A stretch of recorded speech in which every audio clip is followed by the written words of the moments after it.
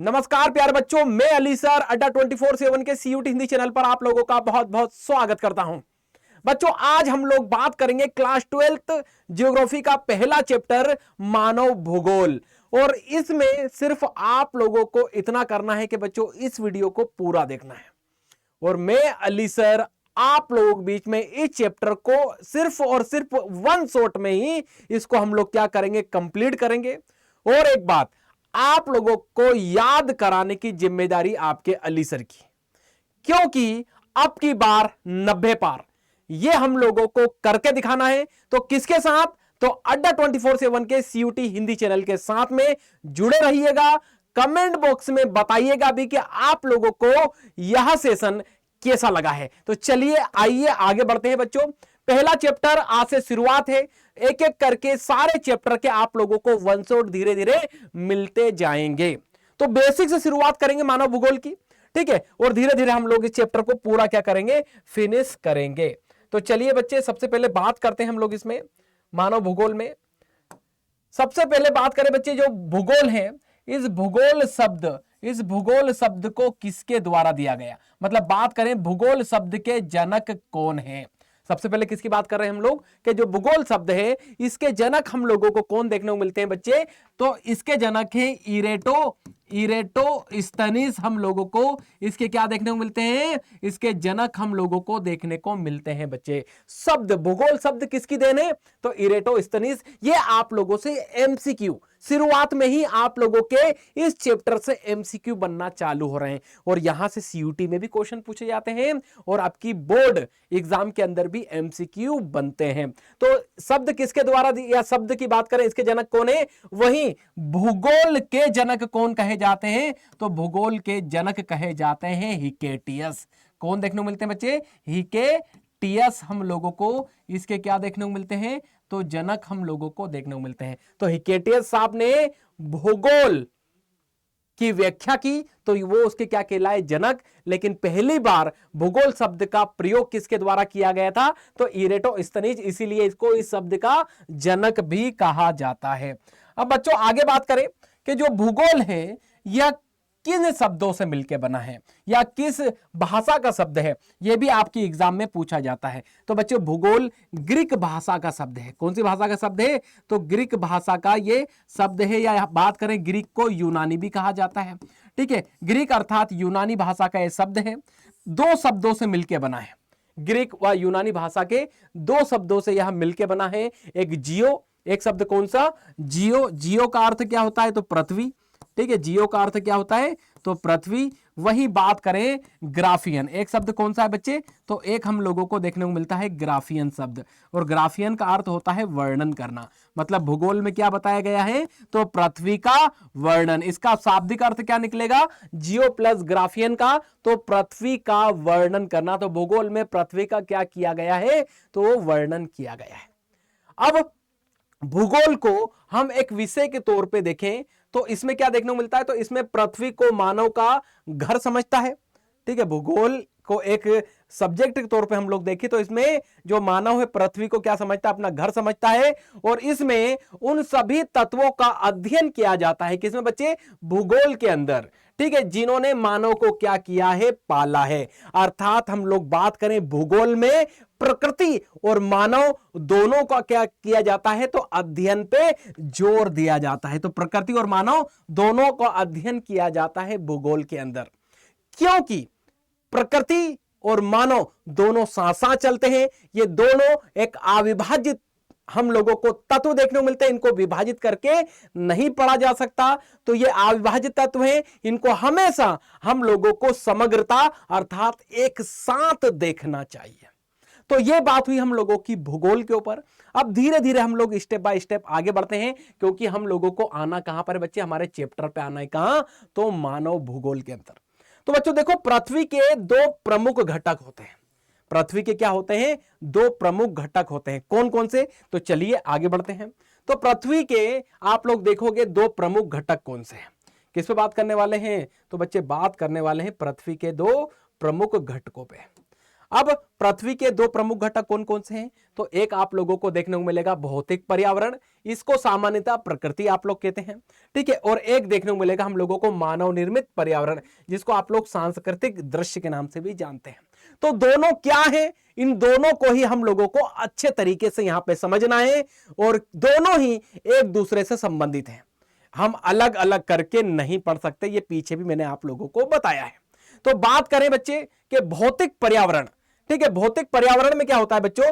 भौतिक पर्यावरण के अंतर्गत आप लोग देखोगे तो आप लोगों को यहां देखने को मिलेगा क्या? तो इसके अंतर्गत आप लोगों को देखने को मिलेगा भू आकृतियां। भू आकृतियां मतलब क्या? तो पर्वत, पठार, मैदान, झील, ये सब जानते हैं ना आप लोग, ये भू आकृतियों के अंतर्गत आता है। मृदा, जलवायु, क्लाइमेट, पानी, जल, वनस्पति, जीव जंतु, ये सभी भौतिक पर्यावरण है। और भौतिक पर्यावरण के आधार पे ही जो भूगोल की एक शाखा निर्मित हुई, उसी को कहा जाता है भौतिक भूगोल। तो भौतिक भूगोल जो शाखा बनी किसकी? भूगोल की, उसके अंतर्गत कौन आता है बच्चों? तो भौतिक पर्यावरण मतलब प्रकृति के अंदर जितनी भी चीजें आती हैं, चाहे वो भू आकृतियां हो, मृदा हो, जलवायु हो, जल हो, जीव जंतु हो, वनस्पति हो, ये सारी की सारी, और इसी के आधार पर भूगोल की कौन सी शाखा, कौन सी ब्रांच बन रही है? तो भौतिक भूगोल बन रही है। अब भौतिक भूगोल में क्या किया जाता है बच्चे? तो भौतिक भूगोल में केंद्र में किसको रखा जाता है? तो इसमें केंद्र में रखा जाता है किसको? प्रकृति को। किसको रखा जाता है? प्रकृति को रखा जाता है, मतलब भौतिक पर्यावरण को ही इसके अंतर्गत रखा जाता है, ठीक है। अब बात करें हम लोग मानव निर्मित पर्यावरण। मानव निर्मित पर्यावरण क्या है? तो इसको समझना बच्चों, मानव निर्मित पर्यावरण। देखो बच्चों, पहले मानव ने क्या किया? सबसे पहले तो मानव जब इस भौतिक पर्यावरण को अच्छे से जान लेता है, इन भू आकृति, मृदा, जलवायु, जल, वनस्पति, जीव जंतु, इनको जब वो अच्छे से समझ लेता है, और उसके बाद वो टेक्नोलॉजी के माध्यम से, तकनीक के माध्यम से, ठीक है, उसके बाद जब इन चीजों में परिवर्तन लाकर, ठीक है, वो क्या करता है? घर, गांव, सड़क, रेल, खेत, उद्योग, बंदरगाह बना लेता है। तो यही कहलाता है मानव निर्मित पर्यावरण या सांस्कृतिक दृश्य। समझ रहे ना? इसको करने के बाद, अच्छे से समझने के बाद, तो इसी भौतिक पर्यावरण में जब मानव तकनीक का प्रयोग करके, प्रौद्योगिकी का प्रयोग करके जब घर, गांव, सड़क, रेल, खेत, उद्योग, बंदरगाह बना लेता है, तो यही हम लोगों को देखने को मिलता है मानव निर्मित पर्यावरण। और मानव निर्मित पर्यावरण के आधार पे ही जो हम लोगों को भूगोल की एक शाखा बनती हुई दिखाई देती है, उसे क्या कहा जाता है बच्चे?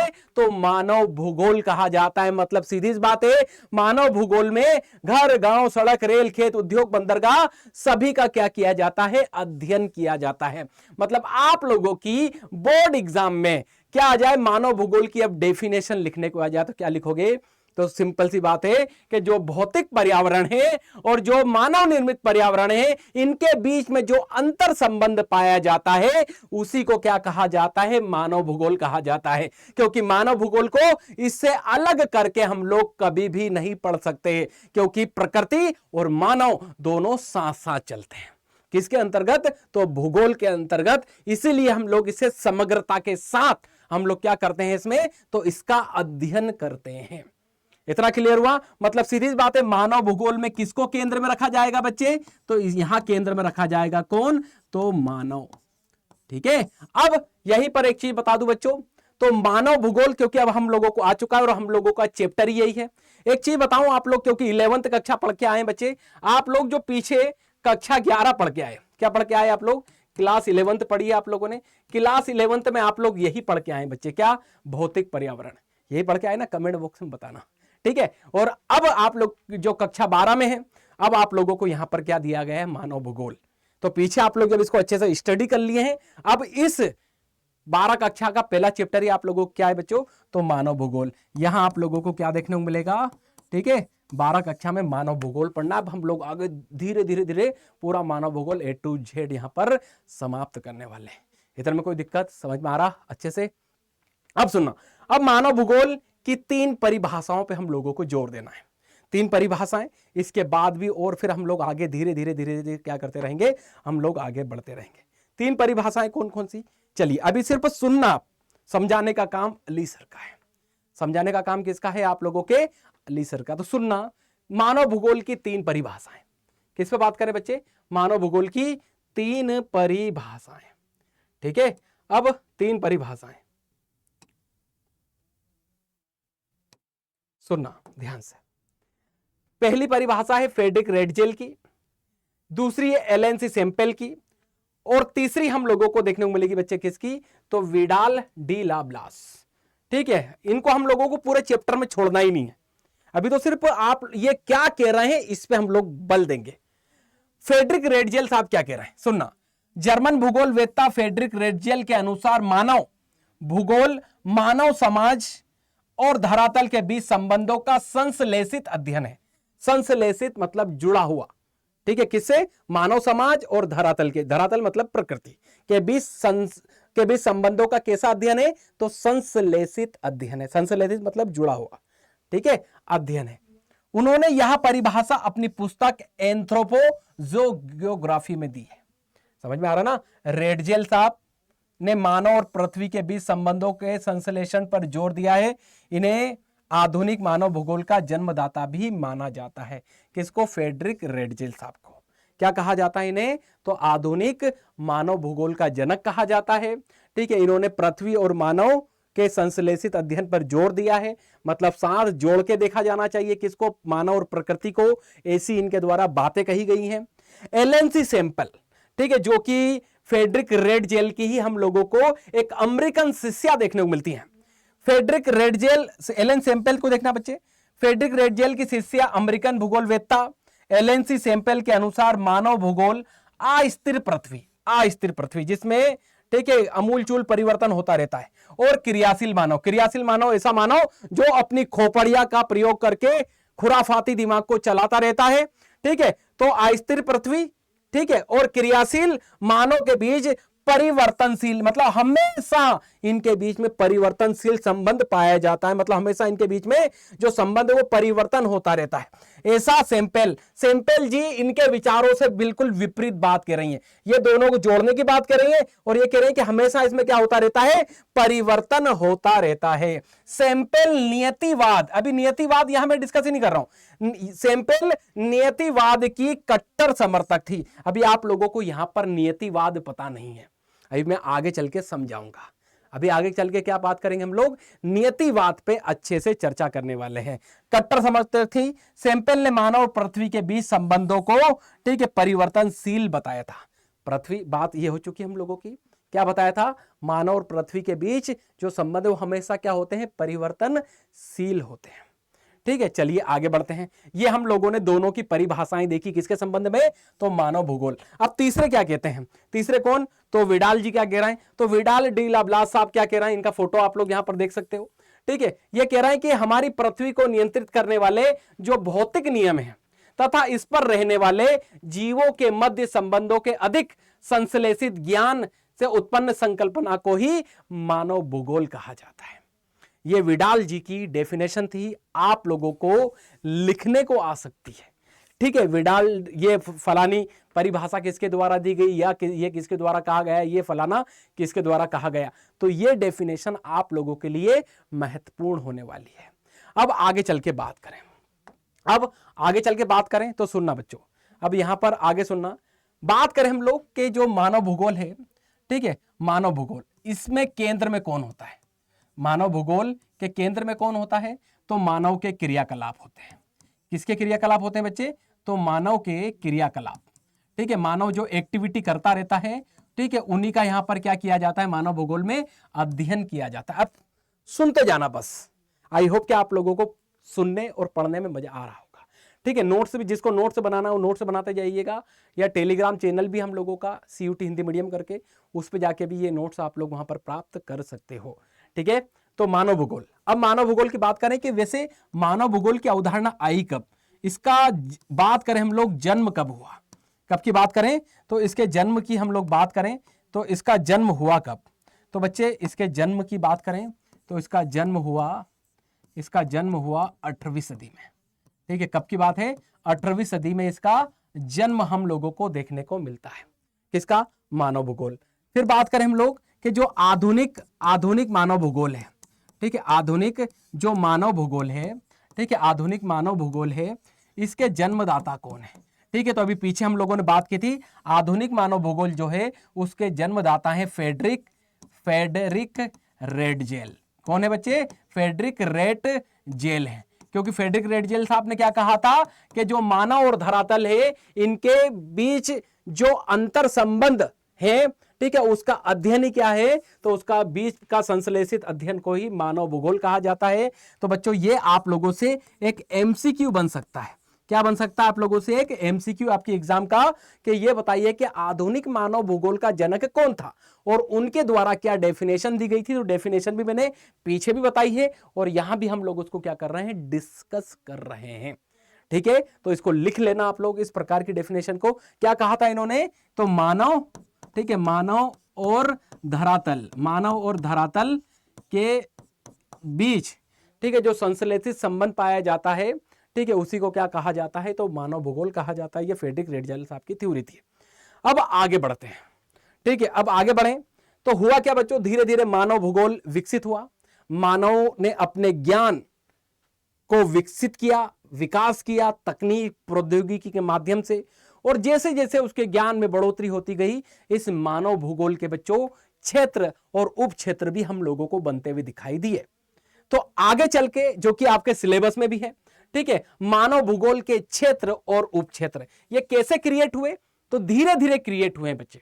किससे? मानव का जैसे जैसे जो ज्ञान है, नॉलेज है, वो डेवलप होता गया, ठीक है, उसी प्रकार से इसके क्षेत्र भी बनते गए और इसके उप क्षेत्र भी बनते गए। सबसे पहले मानव भूगोल के कोई क्षेत्र ने जन्म लिया तो वो लिया मानव भूगोल ने। सबसे पहला कौन सा क्षेत्र बना बच्चे? तो सबसे पहले हम लोगों को बनता हुआ दिखाई देता है, ठीक है, सबसे पहले सामाजिक भूगोल। क्योंकि आप सब जानते हैं कि हमारी जो पृथ्वी है, पृथ्वी के ऊपर हम जितने भी हम लोग रहते हैं, इंसान मानव, इसका सामाजिक एक वर्ग होता है। अलग अलग देश में अलग अलग सामाजिक वर्ग पाया जाता है, जिसमें अलग अलग उसके रीति रिवाज होते हैं, उसके उद्योग धंधे होते हैं। तो समाज के अंदर उसके जितने भी क्रियाकलाप होते हैं, उनका जिसमें अध्ययन किया जाता है, उसी को कहा जाता है सामाजिक भूगोल।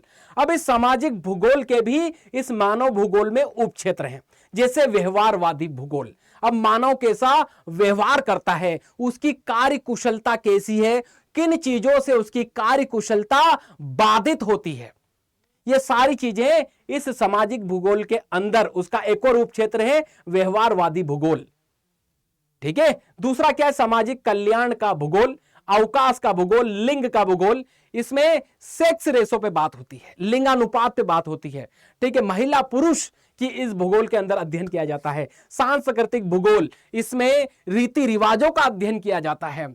किसके अंदर? सांस्कृतिक भूगोल के अंदर। ऐतिहासिक भूगोल, ऐतिहासिक भूगोल में मानव को प्राचीन काल से उसका जो विकास हुआ, उसके डेवलपमेंट पे बात होती है ऐतिहासिक भूगोल के अंदर। और चिकित्सा भूगोल के अंदर, ठीक है, जो प्राचीन काल से लेकर आधुनिक काल तक किस प्रकार से चिकित्सा पद्धति डेवलप हुई, उसका यहां पर क्या किया जाता है? अध्ययन किया जाता है। तो सामाजिक भूगोल, ठीक है, जो कि खुद एक मानव भूगोल का एक उप क्षेत्र है, और इसके भी हम लोगों को कई सारे उप क्षेत्र देखने को मिलते हैं। बच्चों यहां से आप लोगों को लिखने को आ सकता है, यहां से क्या लिखने को आ सकता है? क्वेश्चन दे देगा वो लघु उत्तरी में कि मानव भूगोल के क्षेत्र और उप क्षेत्रों पर क्या कीजिए?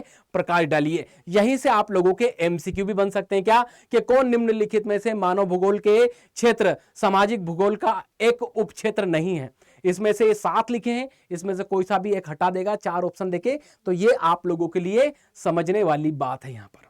फिर दूसरा बात करें मानव भूगोल का ही दूसरा क्षेत्र, तो नगरीय भूगोल। कौन सा भूगोल बच्चे? तो नगरीय भूगोल। इसमें नगरों में किस प्रकार से जनसंख्या का प्रसार हुआ, किस प्रकार से टाउन बसे, ठीक है, उसका भूगोल के परिप्रेक्ष्य में उसका क्या किया जाता है? अध्ययन किया जाता है। राजनीतिक भूगोल, ठीक है, राजनीति पॉलिटिक्स की बात करें, और भूगोल और राजनीति आप सब जानते हैं जुड़ी हैं सारी चीजें। तो मानव भूगोल के अंतर्गत राजनीतिक भूगोल की हम लोग बात करें तो इसके अंतर्गत सैन्य भूगोल, इसमें सीमाओं की हम लोग बात करें, निर्वाचन की बात करें, निर्वाचन मतलब चुनाव की बात करें, ठीक है, तो राजनीतिक भूगोल के अंतर्गत इनको क्या किया जाता है? यहां पर इसके उप क्षेत्रों का अध्ययन किया जाता है, सैन्य भूगोल और निर्वाचन भूगोल। वही बात करें जनसंख्या भूगोल, इस जनसंख्या भूगोल में हम लोग बात कर रहे हैं जनसंख्या घनत्व की बात करते हैं, जनसंख्या के वितरण, उसके संगठन, उसकी सारी यहां पर क्या की जाती है, चर्चा की जाती है। आवास भूगोल और एक आर्थिक भूगोल, मानव भूगोल का सबसे अहम एक ये क्षेत्र देखने को मिलता है और इसके भी कई सारे आप लोगों को उप क्षेत्र देखने को मिलेंगे, जैसे संसाधन रिसोर्सेस। आर्थिक भूगोल के अंदर क्या क्या रिसोर्सेस हैं, जैसे खनिज हुआ, वनस्पति हुई, क्या क्या रिसोर्सेस हैं, ठीक है, उनका अध्ययन किया जाता है। कृषि, ठीक है, कृषि में आप लोग देखोगे कि कहां कौन सी दुनिया में कहां कौन सी भौगोलिक स्तर पे फसल ज्यादा होती है, चावल कहां ज्यादा होते हैं, गेहूं कहां ज्यादा होता है, कौन सी फसल कब बोई जाती है, क्या नहीं बोई जाती, इसका यहां पर अध्ययन किया है। उद्योग, इंडस्ट्री कहां, ठीक है, रुग्ण अवस्था में, कहीं ज्यादा वेल डेवलप में है, सबकी यहां पर बात की जाती है। अंतरराष्ट्रीय व्यापार का भूगोल, इसमें व्यापार का अध्ययन किया जाता है। विपणन, मार्केटिंग की बात की जाती है और पर्यटन की बात की जाती है। तो बच्चों ये आर्थिक भूगोल के क्या है, उपक्षेत्र हैं और आर्थिक भूगोल खुद एक क्या है बच्चे, तो मानव भूगोल का एक पार्ट हम लोगों को देखने को मिलता है। तो मानव भूगोल के ये हम लोगों ने यहां पर देखे क्या, तो ये क्षेत्र देखे और ये हम लोगों ने क्या देखे बच्चों, ये उपक्षेत्र देखे। इसकी टेबल आप लोग अच्छे से बना लेना, यहां से एमसीक्यू भी आप लोगों से पूछे जाएंगे, मैंने बता दिया आप लोगों को, और यहीं से आप लोगों को वो क्या कर सकता है, तो लघुत्तरी दीर्घोत्तरी जैसे प्रश्न भी वो आप लोगों से यहां पूछ सकता है। अब आगे बढ़े इसी सेशन में हम लोग, अब आगे बात करें मानव भूगोल की मुख्य विचारधाराओं पे। किसके बात करें कि मानव भूगोल की मुख्य विचारधाराएं कौन कौन सी है। एक में हम लोग बात करेंगे मानव का प्रकृतिकरण पे, एक में किस पे बात करेंगे, लिखने को आता है बच्चे हैं कि मानव का प्रकृतिकरण क्या है, ठीक है। एक में क्या बात करेंगे, हेडिंग क्या हम लोगों की, मानव भूगोल की मुख्य विचारधाराएं, मानव का प्रकृतिकरण, और दूसरा होगा प्रकृति का मानवीकरण। दोनों क्या है, और यहीं से हम लोगों की कुछ और विचारधाराएं निकलेंगी, जैसे पर्यावरणीय निश्चयवाद, इसी को कहा जाता है नियतिवाद। मैंने पीछे बताया था एलन सी सैंपल हम लोग जो पढ़ रहे थे, मैंने कहा था देखो यह नियतिवाद लिखा है, लेकिन अभी मैं समझा नहीं रहा हूं, लेकिन यहां मैं आप लोग बता दूंगा नियतिवाद किसे कहा जाता है। चलिए बात करते हैं मानव भूगोल की मुख्य विचारधाराओं पे। तो बच्चे सुनिए, सबसे पहले बात करें हम लोग इसमें मानव का प्रकृतिकरण, हम लोगों को इस पे बात करनी, ये आप लोगों को लिखने को आ सकता है कि मानव का प्रकृतिकरण क्या है। सुनना, देखो बच्चों, जब हमारी पृथ्वी पर मानव का जन्म हुआ, और पृथ्वी पर मानव का जन्म हुआ मतलब कौन, आदि मानव। आरंभिक अवस्था में आप लोग मानव को देखोगे तो वो प्रकृति से बहुत अधिक आप लोगों को प्रभावित देखने को मिलेगा। ये आप लोगों ने देखा भी है कि आदि मानव, सुना तो है ना, बचपन में लेसन पढ़े होंगे आप लोगों ने, कई सारे पाठ पढ़े होंगे कि मानव, ठीक है, फल फूल कंद मूल ये खा के अपना जीवन चलाते थे, मतलब प्रकृति पर बहुत ज्यादा प्रभावित, और तो और वो जो पेड़ की शाखाएं होती थी उनको लपेट के अपना जीवन यापन करते थे। तो आरंभिक अवस्था में आप लोग देखोगे मानव प्रकृति से अधिक प्रभावित था। इसका कारण क्या था, तो बच्चों उस समय प्रौद्योगिकी का विकास नहीं था, मतलब टेक्नोलॉजी उस समय बिल्कुल भी नहीं थी।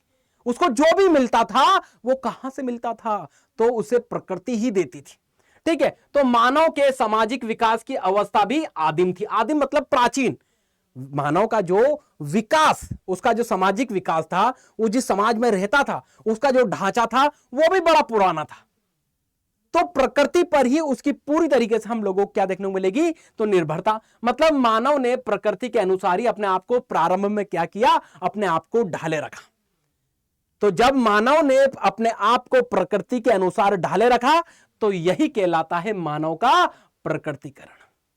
समझ रहे ना, तो मानव पूरे तरीके से डिपेंड रहा, तो यही क्या कहलाता है बच्चे, मानव का प्रकृतिकरण। आप लोगों को लिखने को आएगा मानव का प्रकृतिकरण, ये 4 लाइन चिपका दीजिएगा। समझ में आ रहा ना, बिल्कुल समझ में आ गया ना कि मानव कुछ कर ही नहीं सकता था। मानव के प्रकृतिकरण में, मानव का प्रकृतिकरण मतलब मानव पूरी तरीके से किस पे, प्रकृति, नेचर, नेचर, नेचर पे। क्यों, क्योंकि उसके पास था ही नहीं कुछ। क्या नहीं थी उसके पास, टेक्नोलॉजी बिल्कुल नहीं थी। अब बात करें मानव का प्रकृतिकरण का प्रभाव क्या हुआ, तो मानव प्रकृति की सुनता था पूरी तरीके से। प्रकृति कह रही कि भैया ऐसा नहीं करना, तो वो बिल्कुल नहीं करता था। उसके भय से उसकी पूजा करता था। इंद्र, अग्नि, वरुण, प्रारंभिक देवता देखो मानव के, किसके, पूरे प्रकृति पर बेस देवता देखने को मिलेंगे, प्रकृति के आधार। सुनता था, उसी की क्या करता था, पूजा करता था। मात देवी की प्रतिमा, उर्वरता देवी, हड़प्पा सभ्यता देखो, वेदों के अंदर देखो प्रारंभिक देवता कैसे मिलेंगे, पूरी प्रकृति पर आधारित देखने को मिलेंगे। मानव प्रकृति का गुलाम था, ठीक है, प्रकृति का दास था, समझ में आ रहा है ना, पूरा गुलाम बन के जी रहा था। अपनी आवश्यकताओं की पूर्ति के लिए वो प्रकृति पर पूरी तरीके से निर्भर था। बच्चों, यह जो मानव है, जो प्रकृति का गुलाम है, उसकी सुन रहा है, उसकी अपनी आवश्यकताओं की पूर्ति के लिए पूरी तरीके से जो प्रकृति पर निर्भर है, इसी मानव का प्रकृतिकरण से एक विचारधारा निकली जिसे पर्यावरणीय निश्चयवाद कहा जाता है। क्या कहा जाता है? पर्यावरणीय निश्चयवाद। इसी को नियतिवाद भी कहा जाता है। इसी को क्या कहा जाता है? नियतिवाद भी कहा जाता है। इसी को क्या कहा जाता है विद्वानों? इसी को नियतिवाद, पर्यावरणीय निश्चयवाद कहा जाता है। नियतिवाद मैंने कहा था ना पीछे, देखो बता दूं कहां कहा था मैंने कहा था कि इसको हम लोग आगे देखेंगे। ये अभी भी मैंने क्या कर रखा है इसको? नियतिवाद। सेम्पल ने कट्टर समर्थक थी। तो क्या है नियतिवाद? अब आगे देख लीजिए, अब आगे क्या कर लीजिए, देख लीजिए। चलिए नियतिवाद। तो बच्चों, नियतिवाद यही है कि जो मानव है वो जो पूरी तरीके से प्रकृति पर जो उसकी निर्भरता है, वो प्रकृति की सुनता है, वो प्रकृति का उसके ऊपर भय है, यही कहलाता है पर्यावरण निश्चयवाद, यही कहलाता है नियतिवाद। अब आगे इनकी बात सुन लेते हैं। ये रही एलएनसी सैंपल, ये रही एलएनसी सैंपल, ठीक है बच्चे, एलएनसी सैंपल है ये क्या कह रही है? आदिम मानव समाज और प्रकृति की इच्छा शक्तियों के बीच होने वाले पारस्परिक क्रियाओं को पर्यावरणीय निश्चयवाद कहा जाता है। आदिम मानव समाज मतलब जो प्रारंभिक अवस्था का जो मानव का समाज था और प्रकृति की इच्छा शक्तियों मतलब प्रकृति की जो इच्छा शक्ति है उनके बीच परस्पर मतलब एक दूसरे के साथ जो पर्यावरणीय क्रियाएं हो रही हैं या जो क्रियाएं वो आपस में कर रहे हैं, यही कहलाता है पर्यावरणीय निश्चयवाद। इसी को नियतिवाद कहा। मतलब दोनों के बीच पारस्परिक क्रिया है। किसके बीच? एक यहां देखो, ये टर्म देखो, प्रकृति की इच्छा शक्ति मतलब प्रकृति जैसा चाहेगी वैसा उसके साथ क्या कर सकती है? मानव के साथ तो वो अंतर संबंध बना सकती है, ठीक है, वो उसके साथ पारस्परिक क्रियाएं कर सकती है। और इसी को उन्होंने नाम दिया पर्यावरणीय निश्चयवाद। इसी को आप लोग नियतिवाद भी कह सकते हैं, ठीक है। इसी में वो कहती है समय के साथ मानव प्रकृति के नियमों को समझने लगा, इसके बाद ही उसने प्रौद्योगिकी का विकास कर सका और प्रकृति का ज्ञान प्रौद्योगिकी के विकास में एक अहम योगदान आगे चल के दिया है। तो नियतिवाद देखो बच्चों, यहां आप लोगों से डेफिनेशन पूछी जा सकती है। आप लोगों से क्या किया जा सकता है? तो आप लोगों से परिभाषाएं पूछी जा सकती हैं। आप लोगों से क्या पूछा जा सकता है? तो आप लोगों से पूछा जा सकता है कि चलो भैया ये बताओ कि पर्यावरणीय निश्चयवाद किसे कहा जाता है, ठीक है, इसकी डेफिनेशन बताइए। तो ये आप लोगों को लिखना होगी, या इसकी जगह पर्यावरण निश्चयवाद की जगह नियतिवाद लिख के आ सकता है, तब भी आप लोगों को यही डेफिनेशन लिखना है। इसके बाद एमसीक्यू भी आप लोगों के यहां से बन सकते हैं। क्या बन सकते हैं बच्चे आप लोगों का? तो एमसीक्यू भी बन सकता है। एमसीक्यू क्या बनेगा कि चलिए बताइए नियतिवाद का सिद्धांत किसने दिया? तो एलएनसी सैंपल के द्वारा यहां पर दिया गया था। इतना हुआ, चलिए आगे बढ़ते हैं। तो ये बच्चों हम लोगों ने क्या देखा? मानव का प्रकृतिकरण, और मानव के प्रकृतिकरण से ही एक नई विचारधारा ने जन्म लिया, पर्यावरणीय निश्चयवाद। तो मानव का प्रकृतिकरण ये भी लिखने को आ सकता है, और उसी से जो विचारधारा बन रही है उस पर भी आप लोगों को एग्जाम में पूछा जा सकता है। चलिए आगे बढ़ते हैं। अब आगे देखिए, अब बच्चों अब बात करेंगे हम लोग प्रकृति का मानवीकरण। मतलब प्रकृति का मानवीकरण मतलब प्रकृति मानव की सुनने लगी। देखो वहां पढ़ा हम लोगों ने मानव का प्रकृतिकरण, ये तो ठीक है, लेकिन प्रकृति का मानवीकरण मतलब प्रकृति किसकी सुनने लगेगी? प्रकृति को भय पैदा हो जाएगा किसका? मानव का। जस्ट अपोजिट विचारधारा, ठीक है। तो देखिए अब बच्चों देखो, प्रौद्योगिकी, टेक्नोलॉजी, तकनीक, किसकी बात करें? तकनीक की बात करें। हमेशा जो प्रौद्योगिकी होती है, जो तकनीक होती है, टेक्नोलॉजी होती है, यह हमेशा समाज के सांस्कृतिक विकास के स्तर की सूचक होती है। आप सब जानते हैं कि जितनी ज्यादा टेक्नोलॉजी आएगी, तकनीक आएगी नई नई, तो हमारा जो समाज है इसके विकास का ये क्या होगी? सूचक होगी। जैसे उदाहरण के तौर पे आप लोग देख सकते हैं जैसे घर्षण व ऊष्मा के ज्ञान से अग्नि की खोज हुई। सबसे पहले तो आग की खोज हुई, फिर आगे चलकर डीएनए का अनुवांशिक नियमों से बीमारियों का इलाज हम लोगों ने खोज लिया। ठीक है, इसके बाद गति के नियमों से हम लोगों ने हवाई जहाज बना लिए। तो ये धीरे धीरे हम लोगों ने क्या किया, प्रौद्योगिकी को डेवलप किया, जिससे हमारे समाज के विकास का स्तर ऊपर हुआ। उदाहरण के स्वरूप में ये फलाना फलाना यहां पर उदाहरण है। अब आगे प्राकृतिक संसाधन संभावनाओं को जन्म देते हैं। मतलब जो प्राकृतिक रिसोर्सेस होते हैं, संसाधन होते हैं, हमेशा उसमें संभावनाएं होती हैं किसकी, कि कुछ यहां से नया अन्वेषण हो सकता है, कुछ नए ज्ञान यहां से निकल सकता है। तो प्राकृतिक संसाधन संभावना को हमेशा जन्म देते हैं। अब इन्हीं संसाधन में जो मानवीय क्रियाएं हैं वो सांस्कृतिक भूदृश्य का निर्माण करती हैं। मतलब ये प्राकृतिक जो संसाधन होते हैं, इसमें मानव अपनी प्रौद्योगिकी, अपनी सातिर खोपड़ी का प्रयोग करके, टेक्नोलॉजी का प्रयोग करके भौतिक पर्यावरण में, प्रकृति के अंदर क्या कर सकता है बच्चों, तो वह एक नया सांस्कृतिक भूदृश्य का निर्माण कर सकता है। जैसे घर बना लेगा, नगर बना लेगा, खेत, उद्योग, स्कूल आदि का वो क्या कर लेगा, निर्माण कर लेगा। और मानव प्रकृति को अपने अनुसार क्या करने लगेगा, ढाल लेगा, या मानव अपने अनुसार मानव प्रकृति को ढाल लेता है। तो जब मानव पृथ्वी के ऊपर प्रकृति को अपने अनुसार ढाल लेता है, तो यही कहलाता है प्रकृति का मानवीकरण।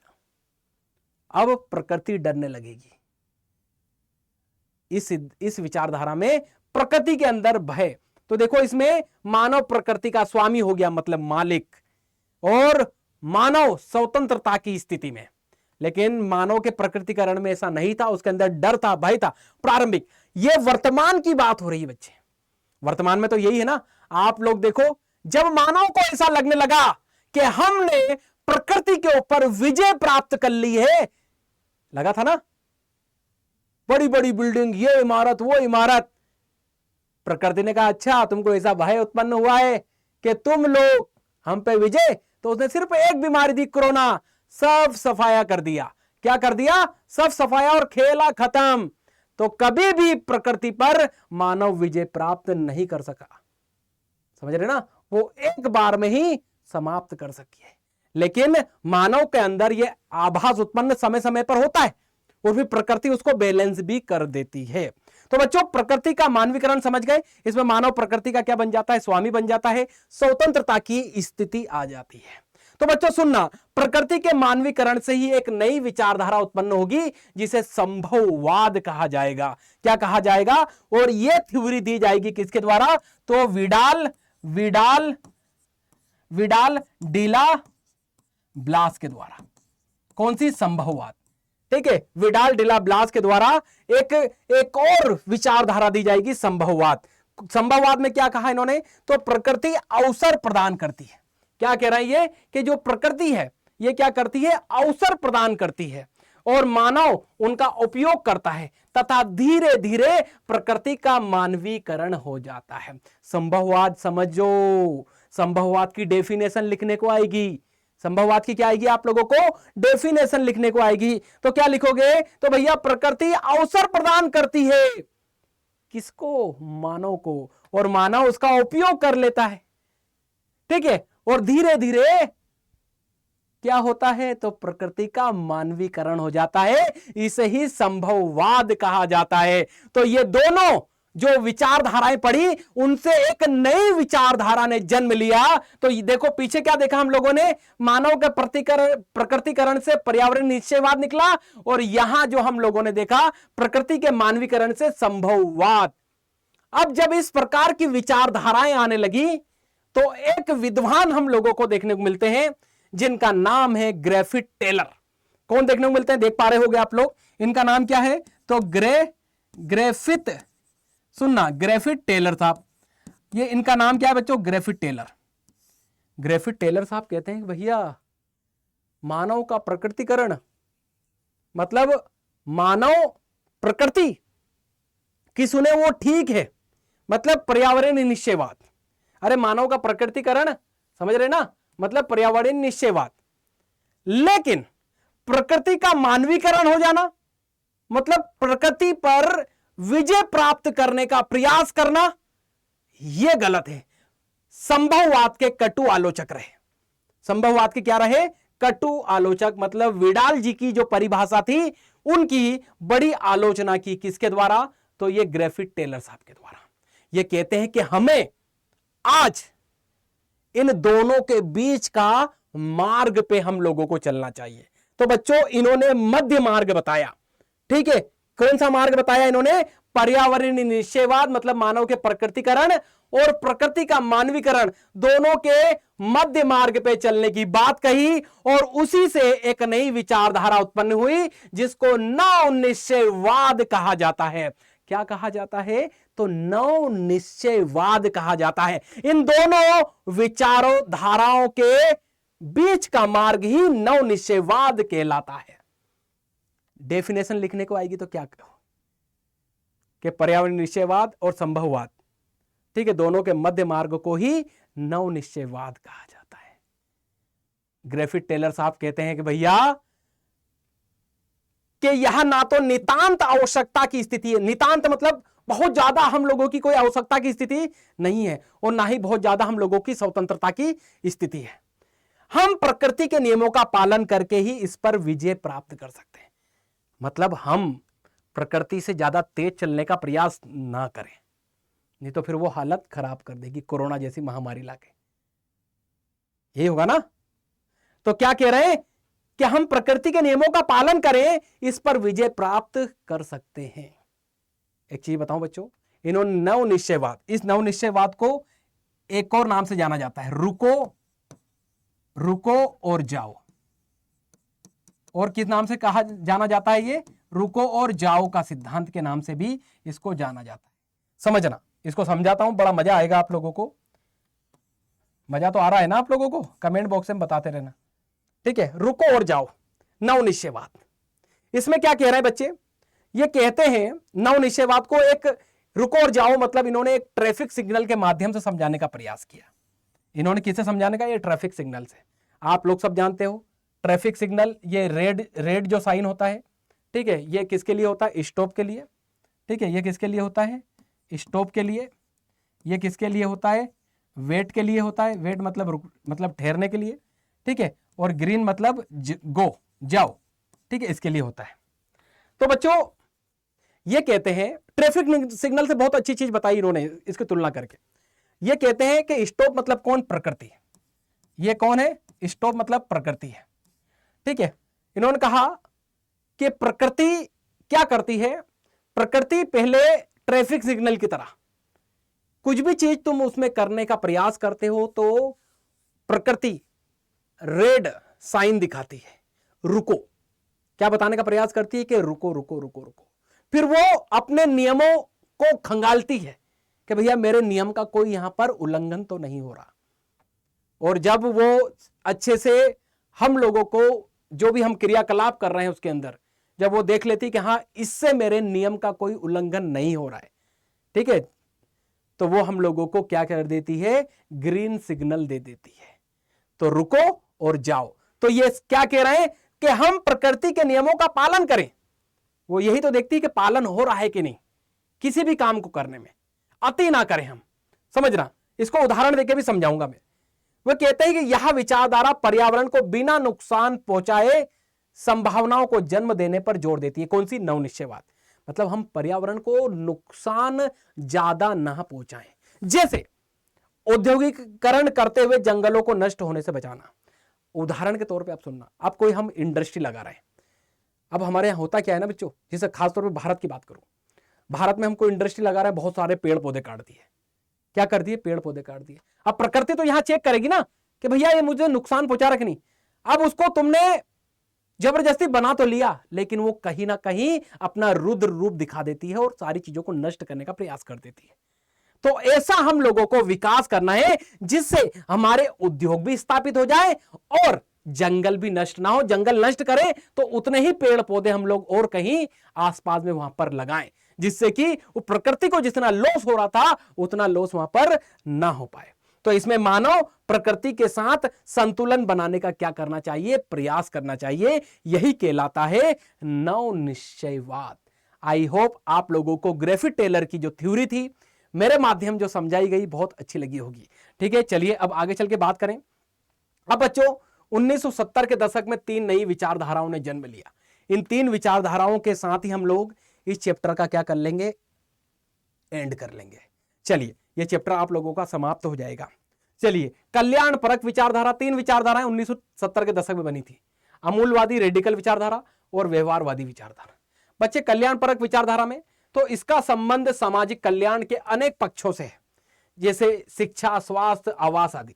देखो बच्चों, कल्याणपरक विचारधारा, इसमें मानव का जो समाज का जो कल्याण के जो पक्ष हैं, ठीक है, मानव का कल्याण कब होगा, जब उसको अच्छी एजुकेशन मिलेगी, ठीक है, उसका स्वास्थ्य अच्छा होगा और उसको रहने संबंधी, आवास संबंधी चीजें अच्छी होंगी। तो कल्याणपरक विचारधारा आई। अमूलवादी रेडिकल विचारधारा, ठीक है, इसका संबंध गरीबी के कारण बंधन, ठीक है, सामाजिक असमानता से इसका संबंध होता है।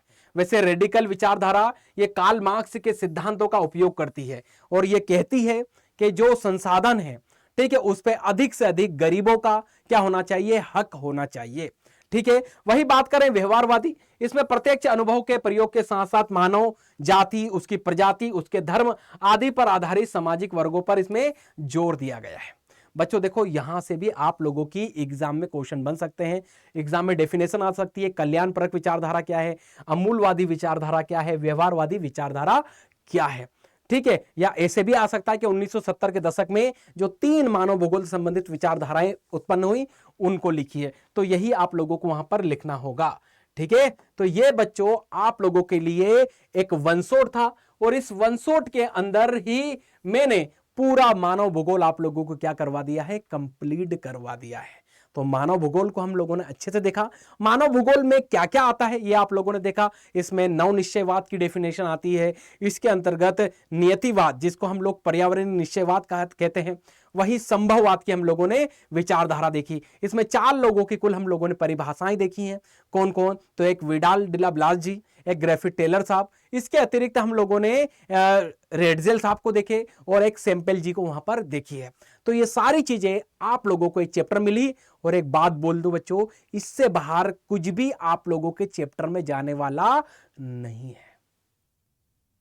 समझ में आया ना? तो आई होप बच्चों आप लोगों को यह चैप्टर अच्छा लगा होगा। इसी प्रकार के और भी वीडियो लेकर आऊंगा। सेकंड चैप्टर आगे चलकर आप लोगों का आएगा, उसको भी आप लोग देखिएगा और वन शॉट पूरा देखिए। और क्वेश्चन आंसर के लिए लाइव सेशन में ही ला रहा हूं जियो के। रोज 3 से 4 बजे मेरा सेशन होता है जियोग्राफी का, उसमें आप लोग जुड़ना ना भूलिए।